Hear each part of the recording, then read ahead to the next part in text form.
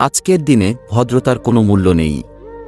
একটু ভালো ব্যবহার করলেই সবাই সেটাকে দুর্বলতা ভাবতে শুরু করে।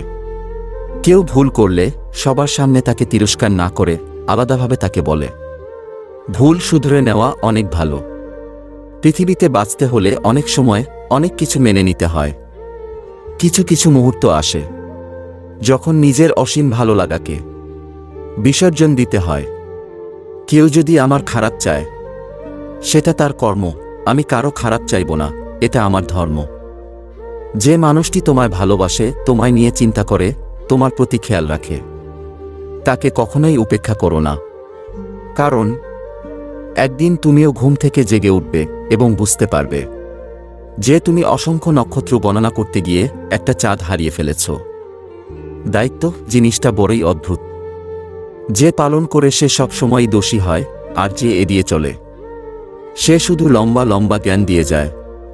ভরসা কিছুটা ক্ষতি করতে পারে, কিন্তু অন্ধবিশ্বাস আপনার সবকিছু কেড়ে নিতে পারে। আমরা অর্ধেক দুঃখ পাই ভুল লোককে বিশ্বাস করে, বাকি অর্ধেক পাই সঠিক লোককে ভুল বুঝে। হাত ছেড়েছে যারা শিখিয়েছে তারা। সব সম্পর্ক স্থায়ী নয়, নিজেকে নিজেই ভালো রাখতে হয়। উপকারীকে অনেকে ভুলে যায়, তবে অনুপকারীকে কেউ ভুলে না। কাউকে এতটা আঘাত করো না যতটা আঘাত করলে নিজের ভুল বোঝার পর ফিরে আসার পথটা বন্ধ হয়ে যায়।